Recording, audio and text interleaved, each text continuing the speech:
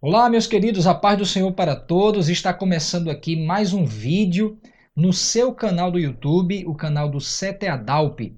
E com muito prazer queremos mandar um abraço para todos os nossos irmãos em Cristo, para o nosso querido pastor presidente, pastor Roberto José dos Santos, o nosso diretor-geral, pastor Paulo Filho. E estamos aqui para tratar de mais um assunto muito interessante, sobre o período interbíblico. Eu estou aqui com o professor Elias Charama, paz do Senhor. Paz do Senhor, Abraão. É um prazer tê-lo aqui. Ok. Primeiro vídeo que nós fazemos juntos aqui nesse canal do YouTube, o canal do CTADALP, eu já quero fazer um convite para você. Se você não se inscreveu nesse canal, por favor, se inscreva agora no canal, que você também clique no sininho aí de notificação, porque toda vez que surgir um novo vídeo, você vai estar sendo informado sobre esse novo vídeo. Quero dizer para vocês que estamos com as matrículas abertas aqui no CTADALP. Você pode fazer já a sua matrícula nos nossos cursos de bacharel livre em teologia, básico em teologia, básico em música, Libras e capelania também. É sempre um prazer poder receber novos alunos. Quero agradecer, temos recebido mensagens de pessoas de vários lugares do Brasil. Que Deus abençoe vocês. O nosso objetivo aqui é de poder levar conhecimento para todos vocês. Claro, se você quiser ampliar mais ainda esse conhecimento, vem conosco aqui estudar no CTADALP. Muito bem, professor Elias, eu queria que o senhor primeiramente falasse um pouco o que seria isso, período interbíblico. É um nome assim um tanto sugestivo, talvez até alguns irmãos não tiveram conhecimento ainda do que seria o período interbíblico. Então, eu vou fazer duas perguntas em uma. O que seria o período interbíblico e qual a importância de nós conhecermos essa questão do período interbíblico? Fique à vontade. Ótimo. Antes de tudo, eu quero só informar que não combinamos aqui Exato. chegarmos aqui com a camisa preta. Exatamente. Vamos lá. Etimologicamente, se você for levar ao pé da letra, período interbíblico significa inter, entre a Bíblia. Entretanto, o período interbíblico consiste justamente nesse intervalo de mais ou menos 400 anos, que a grande maioria dos autores o chama de o período do silêncio de Deus. Então, aproveitando agora, professor Abraão, eu só quero, a título de curiosidade, eu quero somente fazer uma retificação que não é o período de silêncio de Deus. É bom que se diga. E também, já adiantando um pouco a segunda pergunta dele, a importância de se estudar o período interbíblico é porque neste período é que vai dar quase todo o conteúdo da base histórica para o Novo Testamento. Então ele faz essa transição entre o Antigo Testamento e o Novo Testamento. Correto. Porque realmente é um período, como o senhor bem colocou, de aproximadamente 400 anos. 400 anos. Então imagine as transformações que ocorreram nesse período, né? Bastante. E voltando aqui o que eu falei para vocês, provavelmente você deve estar se perguntando por que não é um período de silêncio de Deus, né? Sim. Não é. Período de silêncio de Deus. Deus não silenciou. Nunca. Nem nesses 400 anos. Nem nesses 400 anos. Se você for lá para Hebreus, capítulo 1, o versículo 1 diz: havendo Deus falado de diversas formas, diversas maneiras. A nós, ele vai mostrar que Deus falou diretamente através de Jesus. Então, nunca houve silêncio de Deus. O que houve, aí, aqui, especialmente para você que vai estudar na CTADALP, essa curiosidade. Foi silêncio canônico. Não foi silêncio de Deus, silêncio canônico, ou seja, silêncio dos profetas da escrita. Entretanto, professor Abraão, só por curiosidade, em Lucas capítulo 2, havia uma profetisa por nome de Ana. Está lá. Sim. E passa despercebido. E diz aqui, capítulo 2, versículo 36, diz o seguinte: e estava ali a profetisa Ana, filha de Fanuel, da tribo de Aser, e esta já era avançada de idade e tinha vivido com o marido 7 anos, desde a sua virgindade. E era viúva de quase 80 anos. Então, vamos pensarmos o seguinte: 80 anos. Sem levar em conta a contabilização do nascimento de Cristo, dos anos, nos estudos que já fizeram acerca, vamos colocar ano zero de Cristo. Sim. Ela era o que, Ana? Uma profetisa, né? Sim. É atestada.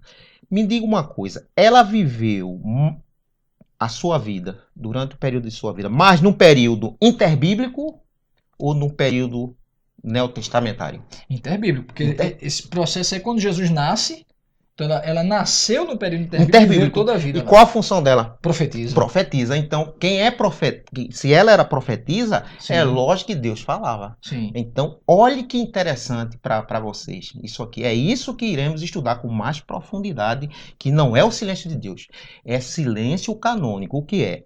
As profecias, ou melhor dizendo, o Antigo Testamento, Sim.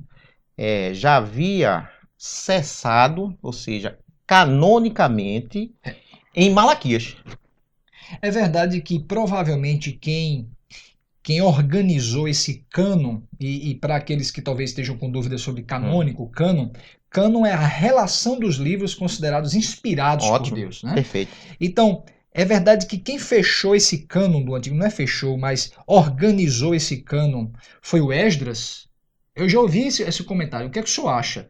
Como é que foi confeccionado? Porque eles voltam do cativeiro, isso aí a gente vai falar mais para frente um pouquinho, e nesse período interbíblico, não houve mais nenhum profeta escriturístico, né? Deus não usou mais ninguém após Malaquias.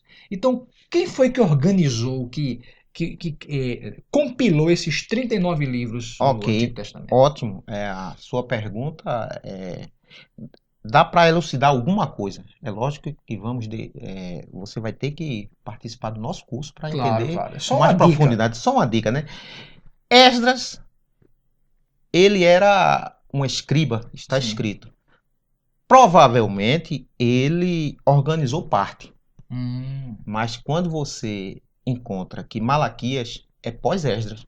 Sim. Então é lógico que ele não deu para organizar Malaquias. Então não foi Esdras que organizou todo o cano. Tem todo muita gente dizendo, não, Esdras organizou todo o cano e tal. Você terá essa informação lá. Melhores informações. Quem organizou o cano vai estudar a disciplina também de Antigo Testamento com o professor Elias. Ele está lá lhe aguardando, né? Será um prazer. Sim, então não houve um silêncio total de Deus. Deus usou outros meios. Não houve silêncio, né? Não houve silêncio de Deus. Houve um silêncio canônico. Ou seja, Deus não permitiu que ninguém fosse inspirado por ele para escrever um texto considerado de fato inspirado. Porém, Deus usou outros meios para se comunicar com aqueles que ali estavam convivendo. E você encontra uma profetisa aqui. Sim. Vamos dizer que ela, 1/4 da sua vida... Foi muito mais.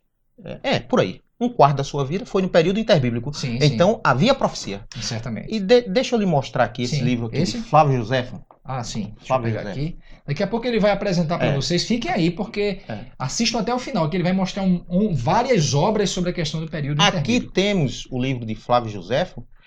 E Flávio Joséfo, ele vai narrar que ele era profeta. Ele profetizou que Vespasiano seria imperador de Roma. Aí eu pergunto, se cumpriu ou não? Se cumpriu. Agora, é uma profecia canônica? Não. Não. Perfeito. Exato. Ótimo. Muito bom. Inclusive, estamos falando sobre imperadores em um outro vídeo. Você pode procurar na nossa playlist aí, sobre justamente os mártires da história da igreja, onde a gente vai falar um pouco sobre os imperadores romanos. Se você não assistiu esses vídeos, vá lá na playlist e procure saber. Professor Elias, a conversa está muito boa, só que a gente tem que avançar. Quem quiser melhores informações, vá lá fazer sua inscrição. Tá aqui o contato, inclusive eu não tinha falado ainda, o WhatsApp do CETEADALP. Tá vendo? Está aqui na tarja. Você entra em contato conosco, será um prazer poder recebê-lo. Professor Elias, muito bem. Então, o período interbíblico, ele é aquele período que é um período onde há um silêncio canônico. Silêncio canônico, perfeito. Entre Malaquias e Mateus. Eu já ouvi falar que chamarem período interbíblico de período intertestamentário, fica entre os dois testamentos. Sem problema. Não tem problema, né? Tem problema. Inclusive, naquelas Bíblias mais antigas, eu me lembro que tinha 4 folhas brancas entre o Antigo Testamento e o Novo Testamento. O senhor lembra disso? Lembro. Ali é uma linguagem visual para que você faça essa diferenciação. Muito bem. Pedagogicamente, isso é bom. É interessante. Mas muito bem, nesse período eu fico pensando, é quase a idade do Brasil, 400 anos aproximadamente. O Brasil tem 500 e, teoricamente, né, 521 anos foi colonizado, etc. Bem, nesse período, como o senhor até acabou de reafirmar, houve várias transformações políticas, sociais, etc. Quais a primeira grande potência desse período? Por exemplo, encerra o Antigo Testamento com a Babilônia e logo em seguida vem o Império Medo-Persa, que invade a Babilônia. Correto. E dá a liberdade dos judeus voltarem para as suas terras. Então, esse Império Persa adentra no período intertestamentário ainda, ou como é que fica a situação?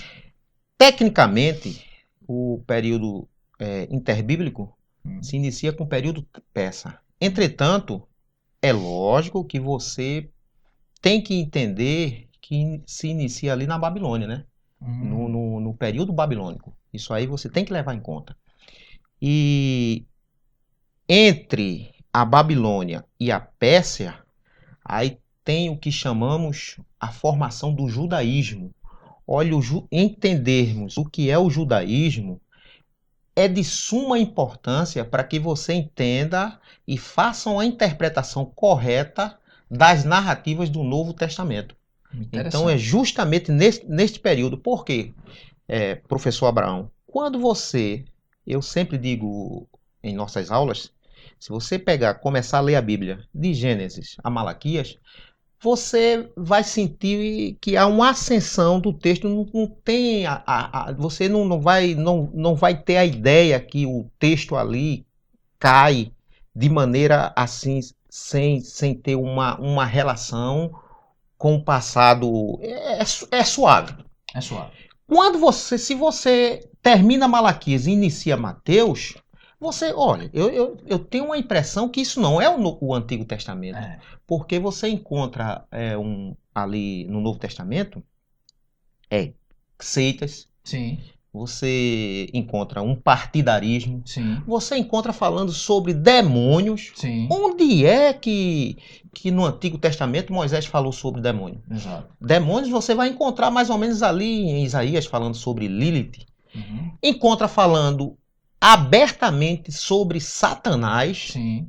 Você não encontra Moisés falando. É pouca coisa que o Antigo Testamento fala sobre Satanás. Será que é por isso, por exemplo, que os saduceus, que é justamente uma seita que surge no período interbíblico, por eles acreditarem apenas no Pentateuco, eles não acreditavam na existência de anjos e demônios, porque talvez não era uma quantidade suficiente de livros que elucidassem essas informações? Será que isso contribuiu para os saduceus não acreditarem nisso?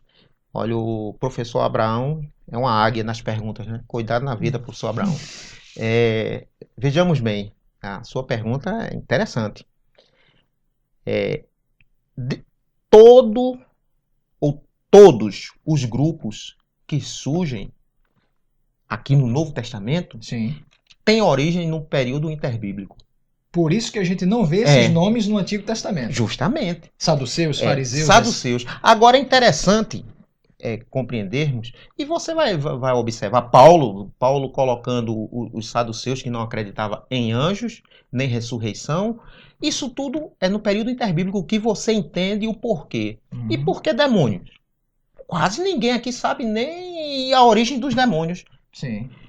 Entretanto, no Novo Testamento, desculpem, capítulo 5 de João vai falar sobre a cura do paralítico de Betesda.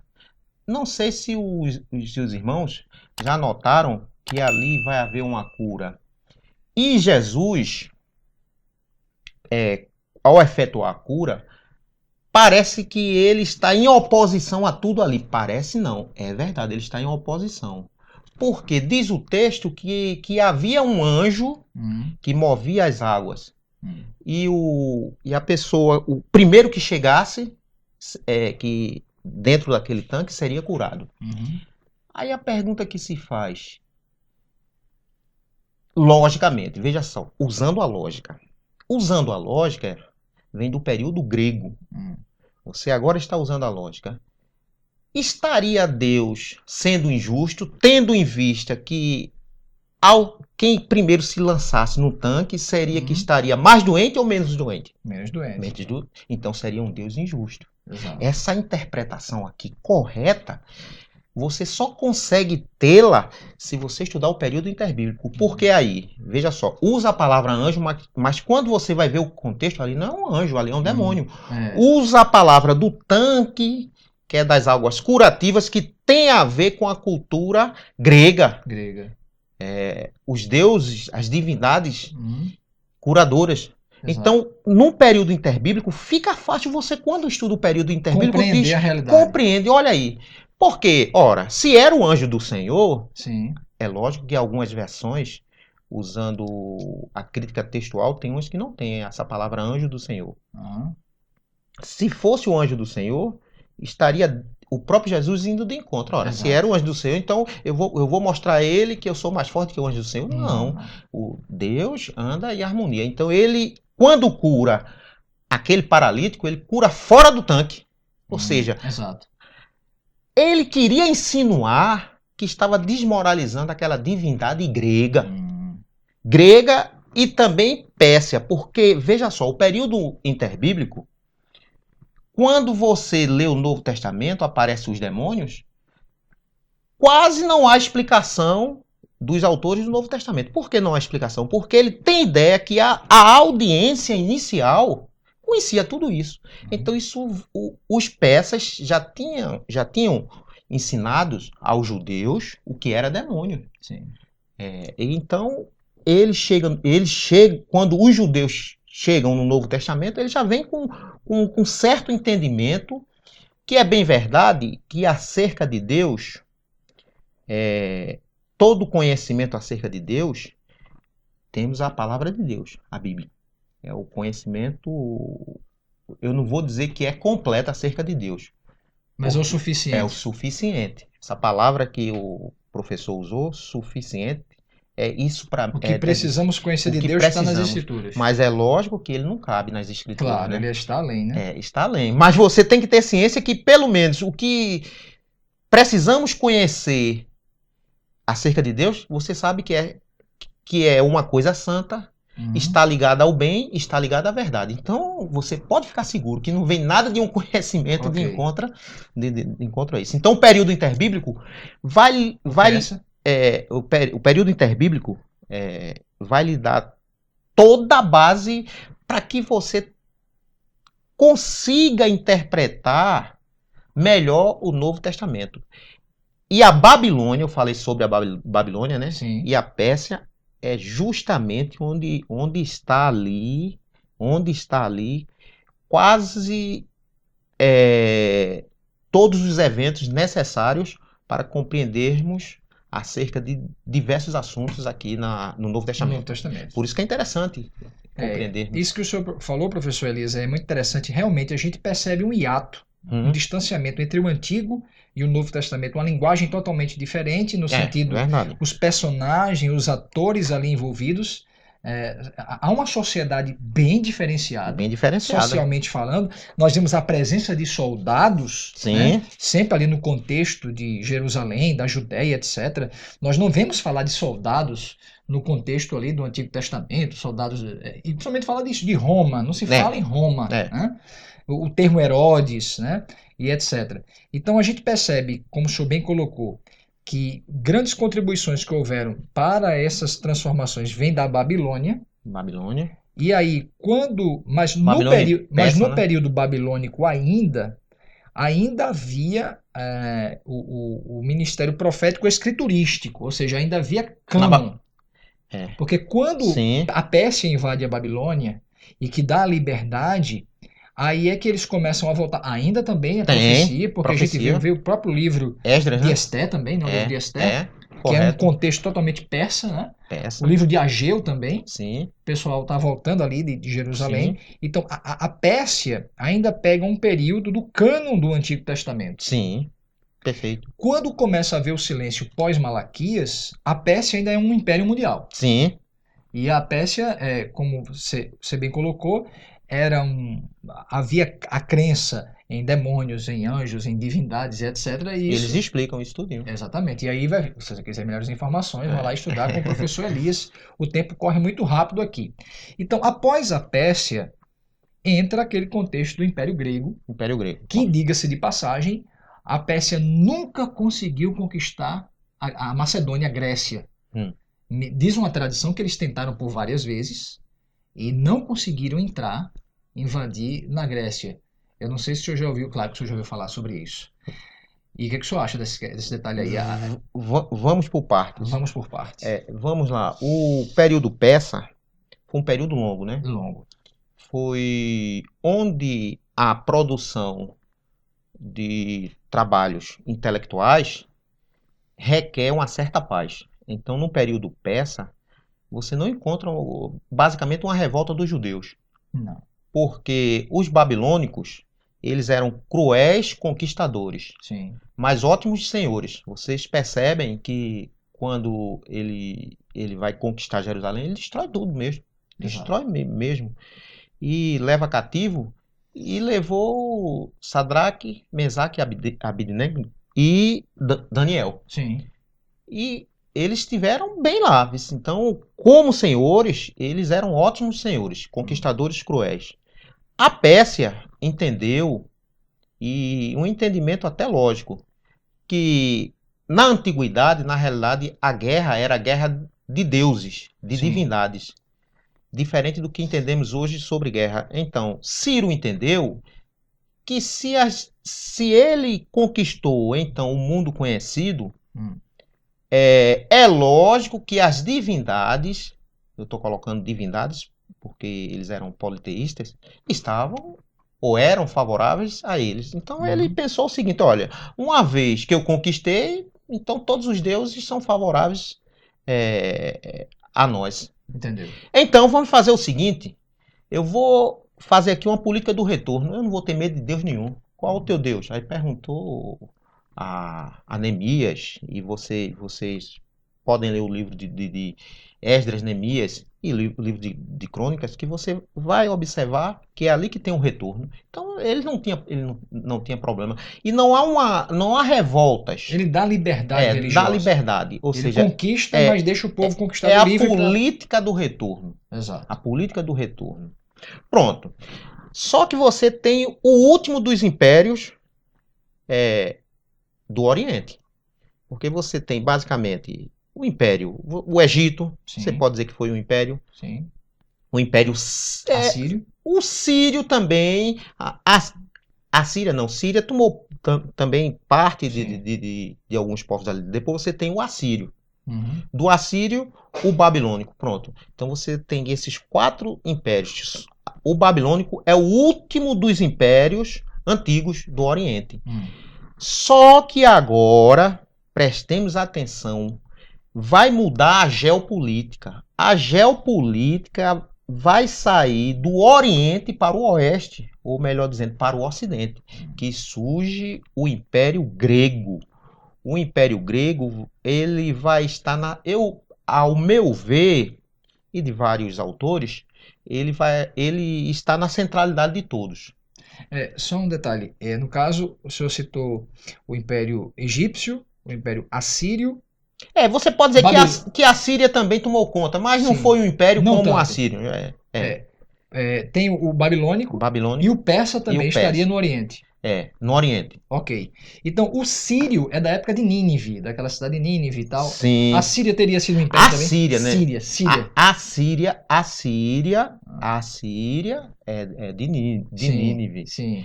O Sírio, você entende ali, Isaías capítulo 7, você vê que a Síria ali está despontando, mas não foi um império pujante como os outros. Eu coloquei ele assim só, se vocês estudarem a história antiga, vocês observam que a Síria despontou. Ela despontou, mas não foi pujante como nem a Síria, nem o babilônico, nem o persa. O que eu quero lhes dizer... Então, só para o pessoal... O Egito também, né? O Egito você pode dizer que foi um império. Então, o que foi império foi o chamado Assírio.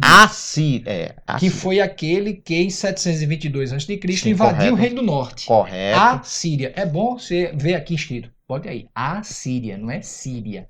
Porque a gente pode dizer Assíria correto. e a Assíria. Então é a Assíria. Muito bem. Voltando aqui. Então, com a mudança... Quando o persa...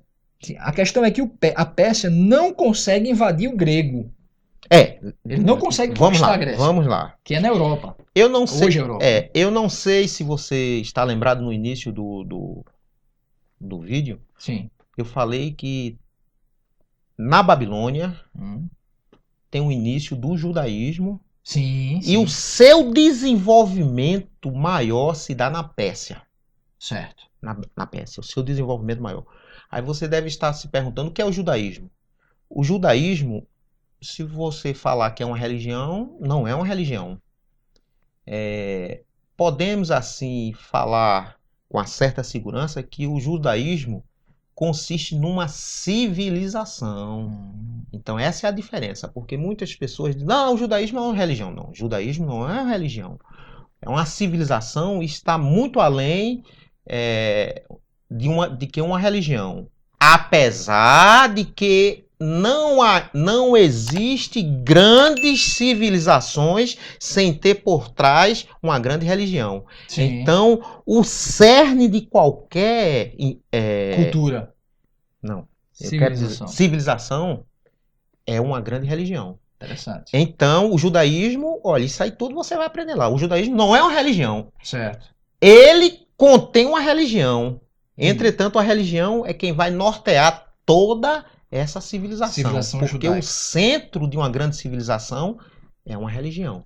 É interessante, olha. E todo judaísmo, o entendimento do judaísmo facilita bastante. Você, quando pegar uma passagem do Novo Testamento, entendendo o judaísmo, você vai então, gostar demais. Conclua. Só concluindo. A Macedônia é interessante que Filipe o Grande, ele não era grego, ele era da Macedônia. Era o pai de Alexandre o Grande. E ambos não eram grego. Entretanto, o que é importante aí? A cultura era grega. Só para que você tenha ideia, Alexandre o Grande tinha por trás de si o grande... Eu acho que não teve... Até hoje não teve filósofo que o superou, que foi o grande Aristóteles. Aristóteles foi o grande professor de Alexandre. Então... A Macedônia em si, ela não é Grécia. Ela não é grega. Ela é vizinha da Grécia. Vizinha. Agora, o que temos aí, a mudança aqui, ó, olha como é interessante. A mudança aí o poder passa a ser cultural. Veja como a cultura também é mais poderosa do que o poder bélico, o poder militar. As outras potências, vamos falar babilônica, persa, Assíria, eram potências militares. O Império Grego é sim militar. Você vê que Alexandre ele chega com uma nova técnica militar e consegue assim. E era pequeno, era organizado. A maneira que os gregos lutavam, mas o grande poderio da Grécia é aqui que vai mudar toda a história. É a cultura. A cultura passa a ser cultura grega. Ou helênica. Ou seja, foi invadido não militarmente, sim, mas culturalmente. Então, a invasão que temos aqui é da cultura, a tal ponto que logo após... O grande império que foi maior do que o Império Grego é o romano. Ele estava subjugado à cultura grega. Até hoje nós não conseguimos nos desvencilhar. Totalmente. Da cultura grega. Veja que arma poderosa. É uma arma nova. E hoje também, veja como é interessante estudarmos o período interbíblico. Hoje você entende. Uma das maiores armas que se usa hoje é a revolução cultural. Exato. Aí por isso que entre os romanos, até hoje se usa cultura greco-romana. Perfeito. A Roma não conseguiu se desvincular da cultura grega. Professor Elisa, estamos chegando quase no finalzinho aqui desse vídeo. Tem muita coisa para se falar. A gente vai falar na segunda parte. A gente tem um segundo vídeo. Nesse segundo vídeo eu queria até levantar uma seguinte questão. Já que o senhor falou sobre que na Babilônia foi um grande berço ali para a construção de uma civilização judaica, não é isso? O judaísmo, né? O judaísmo. Sim, perfeito. Ora, isso vai ficar para o próximo vídeo. Ok. Se você quiser saber, vai saber no próximo vídeo, que agora ele vai dar umas dicas literárias interessantes. Vamos fazer a pergunta agora. E no período que esse mesmo povo esteve no Egito por 400 anos, sim, não foi um período que consolidou uma civilização? Aí fica para o próximo vídeo. Perfeito. E outra pergunta dentro dessa é a seguinte: a diferença... Guardem essa pergunta que é interessante. A diferença entre hebreu, judeu e israelita. Ok. Para o próximo vídeo. Vamos lá. Mas eu queria que o senhor desse umas dicas de alguns livros aí que a gente pudesse estudar um pouco sobre essas transformações culturais através desses impérios no período interbíblico. Inclusive, eu queria lhe fazer uma dica, uma informação. Está aqui o telefone, o WhatsApp da livraria Arca Missionária. Você pode adquirir bons livros lá na livraria Arca Missionária. Me permita, professor, pegar esse livro do senhor. Inclusive, esse livro eu já vi lá na livraria Arca Missionária, que é o período interbíblico. Nesse livro fala das potências mundiais? É interessante observarmos que eu acho que 100% dos seminários eles se utilizam desse livro aqui, que é de Ernesto Nini. Eu acho que, numa visão panorâmica, ele é muito bom. Muito bom, né? Muito bom. Eu utilizo... Tem uma noção geral. Né? Agora, como o CTA-DALP se preocupa muito com a qualidade do ensino, é lógico que os professores têm que se adentrar mais, se aprofundar em outras literaturas. Esse aqui é o livro-texto que usamos. Entretanto, para compreendermos, usamos aqui, ó, História dos Hebreus, de Flávio Joséfo. Flávio Joséfo também deve ter na livraria, né? Tem na livraria. Essa aqui é a primeira edição. Eu acho que eu era adolescente quando eu ganhei esse livro. Flávio Joséfo é a maior fonte, vamos dizer assim, do período interbíblico. Uma das maiores. Eu acho que é o que tem o maior conteúdo. Flávio Joséfo. Material antiquíssimo, né? Temos também aqui, olha, temos aqui História dos Judeus, de Paul Johnson. História dos Judeus de Paul Johnson. Este livro, dos historiadores contemporâneos, eu não encontrei, é lógico que eu não li tudo, mas dos conteúdos que eu já tenho observado, não encontrei nenhum melhor do que esse aqui. Esse aqui é História dos Judeus, Paul Johnson. Ainda é editado esse livro? Eu não conheço. Não. Esse aqui não é editado, mas você encontra aí no sebo. No sebo virtual, né? Encontra. Ok. Também utilizamos aqui da Mishneh Torah, de Maimônides, Ramban, é um judeu da Idade Média. É interessante esse aqui, eu estava falando com o professor Abraão. Nos bastidores agora. Nos bastidores, né? Que o Guia dos Perplexos. Maimônides, ele escreveu aqui, também utilizamos aqui, o Guia dos Perplexos. É interessante, tem uma curiosidade. Eu estava falando para ele que geralmente um escritor ele pretende que seu livro alcance um grande número de pessoas. Maimônides escreveu isso aqui só para responder a um aluno que tinha feito uma pergunta a ele. Ele escreveu um livro. Imagina o que é o judaísmo. O que você tem pela frente. Você tem aqui um livro. Tem aqui Torá Oral dos Fariseus. É bom. Olha, outra coisa aqui que vocês vão aprender lá é que para chegar no céu você tem que partir do fariseu. Na perspectiva farisaica. Na perspectiva... Não é somente perspectiva. Você tem que começar sendo fariseu. No próximo eu explica melhor. Eu explico melhor. E eu utilizo também aqui, ó, isso aqui é da enciclopédia judaica, são 10 livros. Eu uso esse volume, que é o volume 7, Greziel, História Geral dos Judeus. Tem um conteúdo fantástico aqui sobre o período interbíblico e utilizamos bastante. Tem bastante obras, mas Exato. por enquanto essa aqui basta. Ok? No próximo vídeo nós vamos mostrar outras obras, porque no próximo vídeo já percebemos aqui que nesse período interbíblico existe essa questão das potências mundiais, Sim. muito interessante. Existe a questão dos surgimentos das seitas e grupos sociais. Né? Correto. Existe outro detalhe que nós vamos conversar no próximo vídeo, sobre os livros apócrifos. Porque se houve um silêncio canônico, houve alguns escritos nesse período e a gente vai ver no próximo vídeo. Queridos, foi um prazer estar com vocês. Professor Elias, que prazer, Deus lhe abençoe. Amém. Que bom, né? É uma benção poder participar. E eu quero agradecer muito a cada um de vocês, professores do CT Adalp, alunos do CT Adalp, obreiros, pastores, irmãos e irmãs que estão em todo o Brasil e no mundo acompanhando os nossos vídeos. Se você gostou desse vídeo, clique aqui, dá um like, compartilhe com seus amigos para que eles possam ter a oportunidade de aprender, ok? Fica o convite, vem estudar conosco, vem crescer conosco, vem crescer com o CT Adalp. E também eu já lhe convido para o próximo vídeo para que a gente esteja juntos aqui aprendendo um pouco mais acerca desse período interbíblico. Que Deus abençoe a todos e fiquem na paz do Senhor.